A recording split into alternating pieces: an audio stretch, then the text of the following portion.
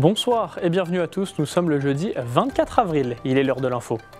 La police a mené une opération sur la route nationale 4 pour lutter contre l'immigration clandestine. Nous étions avec eux, vous le verrez. Le Conservatoire du Littoral fête cette année son 50e anniversaire. Son objectif, mettre en valeur les espaces protégés. Retour dans les années 50 avec Miss Pin-Up Grand Est. Les candidates étaient à Saint-Dizier lors d'un concert en hommage à Michel Sardou du chanteur Malvin Deluse. En fin de journal, nous retrouverons Manon Collinet qui nous partagera, comme chaque semaine, ses idées sorties du week-end avec au programme du sport, une exposition et bien plus encore.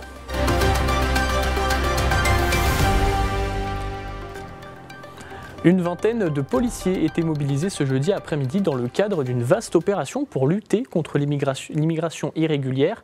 Sur la route nationale 4, les forces de l'ordre ont dévié des poids lourds et des camionnettes pour contrôler l'intérieur des véhicules. Le but était de trouver des personnes qui tentent de passer les frontières illégalement. Mathis Grenier et Clémentine Coppola ont suivi les forces de l'ordre. Une dizaine de camions déviés vers cette station essence. Un par un, ils sont inspectés par les policiers de Saint-Dizier. Aujourd'hui, les forces de l'ordre coordonnent une opération contre l'immigration illégale sur la route nationale 4. Chaque conducteur de poids lourd doit présenter les papiers du véhicule et les marchandises qu'il transporte. Les policiers cherchent à l'intérieur d'éventuels voyageurs qui seraient cachés. Essayons de prendre des camions qui viennent de l'étranger, puisqu'on peut penser que c'est un flux qui n'utiliserait pas forcément des camions français. Mais on essaye aussi les petites camionnettes très légères qui circulent rapidement et qui sont difficilement contrôlables autrement que par quelque chose de blocage de flux. La route nationale 4 reste un axe stratégique reliant l'Est vers l'Ouest, un terrain de passage pour les véhicules étrangers. Si cette station a été choisie, ce n'est pas un hasard. Cette opération s'inscrit dans un maillage zonal plus complet. En ce moment même, d'autres forces de sécurité contrôlent les axes voisins. Une toile d'araignée tissée à la demande du préfet de zone. Cette opération fait écho au plan d'action départemental de restauration de la sécurité au quotidien. Il y a un besoin de rester mobilisé pour que les signaux faibles restent des signaux faibles. La population haut-marnaise attend une présence des forces de l'ordre. Donc c'est quelque chose qui s'inscrit, puisque on a plusieurs opérations depuis un certain nombre d'années, mais là on a fait un plan partagé avec les élus qui permet de cibler ces opérations et de construire une vision commune. J'intègre aussi la montée en puissance des polices municipales. D'autres actions ont été menées dans les transports en commun et les transports ferroviaires. Aucun immigré en situation irrégulière n'a été repéré à l'issue de ces 2 jours de contrôle. Toujours ce jeudi, la ville de Chaumont a annoncé dans un post Facebook porter plainte pour des tags et des inscriptions à caractère raciste et antisémite. Les graffitis que vous voyez sur votre écran ont été retrouvés sur les murs et des portes de plusieurs lieux de la commune.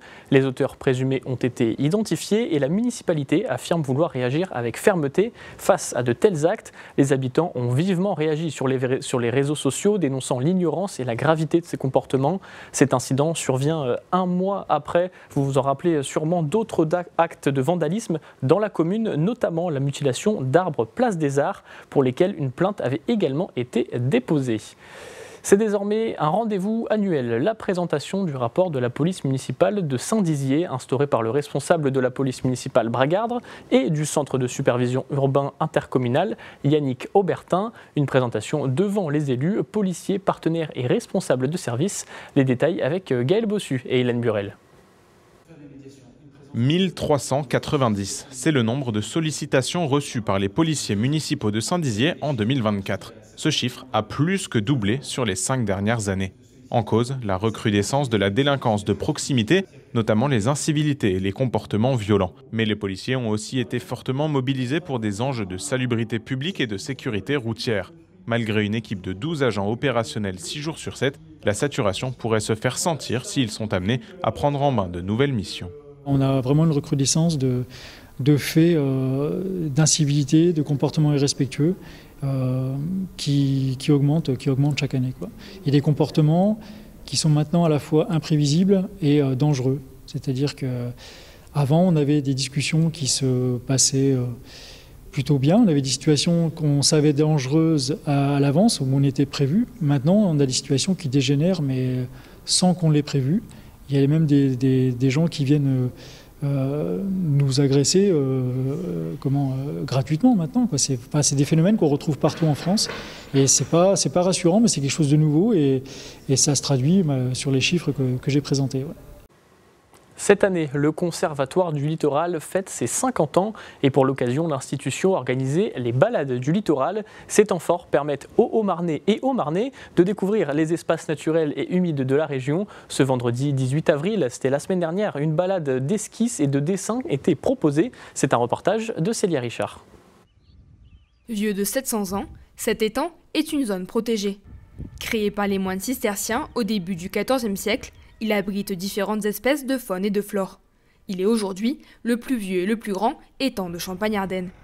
Alors, pour protéger cet espace naturel, le Conservatoire du Littoral a acheté l'étang en janvier 2022 et a légué sa gestion au Conservatoire des espaces naturels. Le Conservatoire intervient ici sur l'étang de la Hore dans une réflexion de continuité écologique.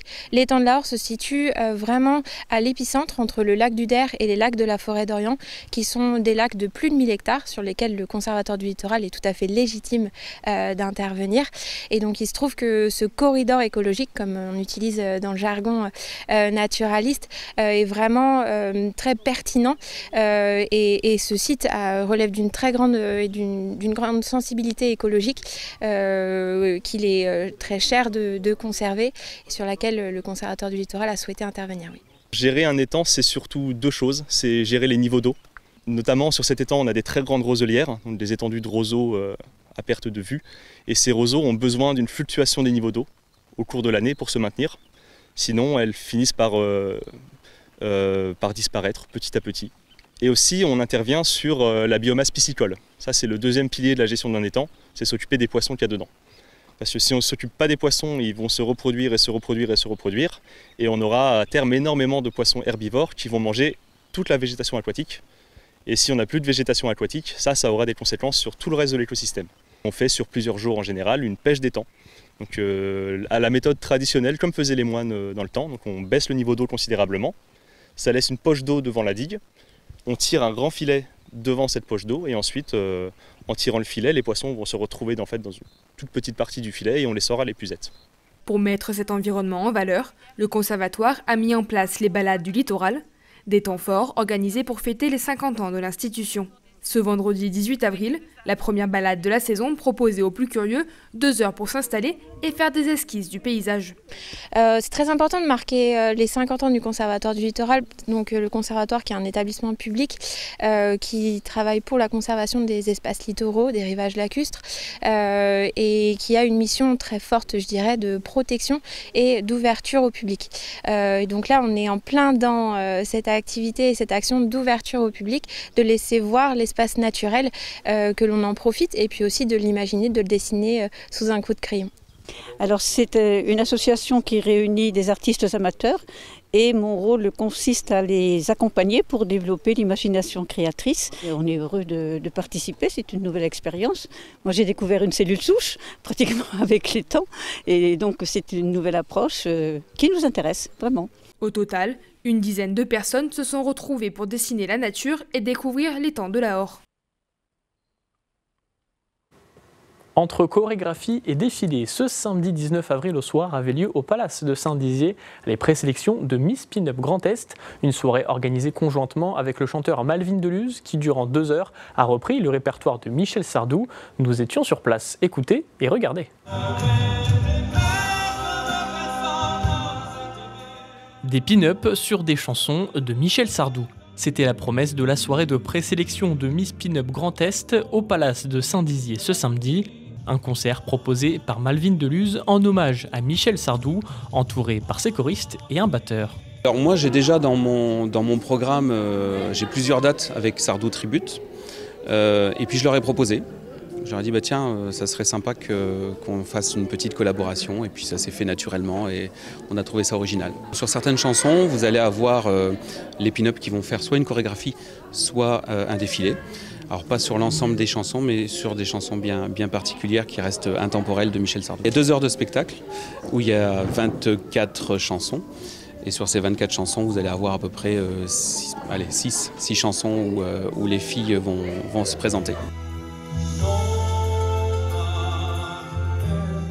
Tenue vintage, rouge à lèvres et coiffure rétro, les pin-ups se sont succédés sur scène durant 2 heures. Au total, une quarantaine de personnes étaient présentes pour assister à ce concours qui existe désormais depuis 9 ans. La pin-up est là pour le fantasme, pour donner envie aux hommes de revenir de guerre. À la base, c'est ça la pin-up, c'est les femmes qui nous attendent à la maison. Le glamour, la tendresse, le un petit peu sexy, mais pas vulgaire. C'est ça être pin-up, c'est dans la pose, l'attitude, la façon de parler, de se parler. Nous cherchons plutôt à faire découvrir ce monde, de strass, de paillettes, de glamour, d'élégance. Nous cherchons en fait ces gens qui ont décidé de replonger avec nous dans une machine dans le temps, direction les années 50.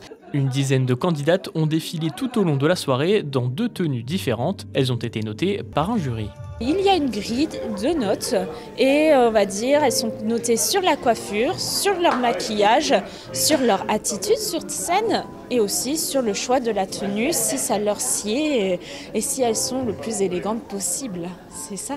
Pour les candidates, le grand rendez-vous sera le 24 mai prochain à Saint-Avold en Moselle pour l'élection régionale de Miss Pin-Up Grand Est.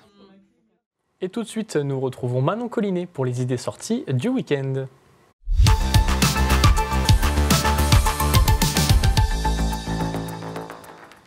Bonsoir Manon. Bonsoir Paul. Alors au programme ce soir, une exposition, du théâtre mais aussi des événements sportifs. Et une fois n'est pas coutume, on commence par du sport. Du sport et plus particulièrement par du motoball à Vitry-le-François. Nous avions d'ailleurs fait une présentation du club il y a quelques mois. En bref, il s'agit d'un mélange entre motocross et football. Ce week-end, le stade Maurice Goujard recevra le SMB Bolène à l'occasion du championnat de France Élite 2. L'entrée est gratuite pour les licenciés et les moins de 18 ans. Et tu nous proposes de continuer avec un autre événement sportif, mais cette fois, on laisse la moto de côté et on enfile les baskets. On enfile les baskets pour un trail, et plus particulièrement le Trail des Ducs, une compétition de marche nordique et de marche populaire. Des distances allant de 6 km à 24 km pour les plus téméraires seront proposées. Et face à l'affluence, l'organisation vient tout juste d'ouvrir des nouvelles places et de nouveaux dossards. Faites vite, les inscriptions seront clôturées ce vendredi à 14h. Et Gaël Bossu y sera d'ailleurs, il vous en parlera lundi dans l'Infosport. Et décidément, c'est un week-end sportif sur le territoire. Et par contre, cette fois, c'est une exposition, ça reste du sport, mais c'est à Saint-Dizier. C'est à Saint-Dizier puisque depuis le 22 avril, le centre socio-culturel Bragard accueille une nouvelle exposition sur le thème du sport. Plus d'une 60aine de clichés sont exposés pour représenter plusieurs disciplines, du football américain à un combat médiéval en passant par la Formule 1. 8 photographes de l'association Capt Images ont participé à l'exposition. Regardez. 60 clichés pour faire découvrir le sport, du billard en passant par le football américain ou encore la montgolfière, le centre socio-culturel de Saint-Dizier accueille une nouvelle exposition sur le thème de la pratique sportive. Pendant plus de 18 mois, 8 photographes ont participé et pris des clichés pour cette exposition. Aucune limite de lieu n'avait été donnée. C'est l'association Capt Images qui est à l'origine de cette idée. À partir du moment où nous avons appris que la flamme olympique passait sur Saint-Dizier, on s'est dit, tiens, pourquoi pas faire un reportage sur le sport et on va essayer de sortir un petit peu des sentiers battus, des photos très très belles que l'on a pu voir à l'occasion des Jeux Olympiques, etc. Donc on a ouvert ces reportages-là avec des photos un petit peu insolites, surprenantes. Certaines activités sportives ne sont pas photographiquement très souvent représentées. On s'est dit, pourquoi pas ? L'association a été créée il y a plus de 10 ans. Cette année, les critères de sélection étaient basés sur les mouvements et les formes des clichés. Les différents clubs de sport de la région ont été contactés pour que les membres de l'association puissent venir immortaliser le moment. Donc cette photo a été prise à Bettencourt sur leur ancienne piste de BMX. La piste a été démontée 8 jours après. Et ce que je voulais faire comme photo, c'était le cycliste net, l'arrière-plan flou. Donc on a une impression de déplacement. Cette initiative a été lancée pour mettre en avant les différentes structures bragardes, mais pas que. Le passage de la flamme olympique a aussi été un moteur pour cette exposition. C'est très rare, c'est la première expo qu'on fait sur cette thématique-là. C'est pas simple, parce que c'est quand même des gens qui sont en mouvement, donc il faut prendre la photo au bon moment. Mais le sport, c'est quand même un vecteur de lien social. On a beaucoup de jeunes qui pratiquent des disciplines sportives. Donc c'était important aussi pour nous de les accompagner et de montrer ce qui se fait sur le territoire. Ce qui permet aux gens de se rencontrer, d'échanger, de découvrir de nouvelles choses, ça a toute sa place au centre socio-culturel. Cette exposition sera visible jusqu'au mois de juin au centre socio-culturel. De leur côté, les membres du club photo réfléchissent déjà aux prochaines thématiques. Et vous l'avez entendu, c'était un reportage de Léo Martin et Célia Richard. Continuons notre tour d'horizon culturel avec Le Petit Prince à Vitry-le-François. Nous avons déjà tous croisé un jour la route du Petit Prince, ce petit garçon blond qui voulait qu'on lui dessine un mouton. Adapté au théâtre, ce conte propose d'explorer ses recoins, sa poésie et sa richesse. Deux personnages tombés du ciel doivent rentrer chez eux, deux quêtes initiatiques qui s'entremêlent et se font écho. C'est ce que ce spectacle promet. Il s'agit d'aborder avec simplicité et poésie des thèmes comme celui du lien à l'enfance. Ce spectacle est accessible dès 8 ans. Un atelier et un goûter sont organisés juste avant la représentation. Et pour finir, Manon, retournons en Haute-Marne où tu nous proposes un événement un petit peu particulier cette fois à Chaumont. Et pour cause, Paul, puisqu'il s'agit d'une retransmission au cinéma à l'affiche depuis le Metropolitan Opera de New York, des Noces de Figaro de Mozart. En amont, une conférence et un goûter seront également organisés au Cygne pour mieux comprendre cette œuvre. L'objectif de cet événement est de lutter contre les idées reçues concernant l'opéra et donc de le rendre bien sûr accessible à tous. Et le rendez-vous est pris. Merci Manon pour toutes ces idées de sortie et on te retrouve pas tout de suite. Non, pas tout de suite. Le jeudi 1er et le jeudi 8 mai étant férié, on se retrouve jeudi 15 mai. Et en attendant, n'oubliez pas, d'autres idées de sortie sont à retrouver dans l'agenda sur notre site internet et notre application.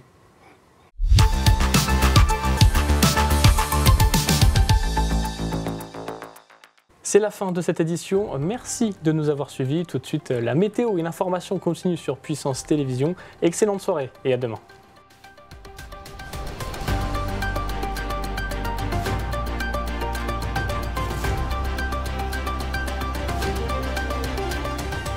Toute l'actualité en continu à retrouver sur notre site internet et notre application mobile.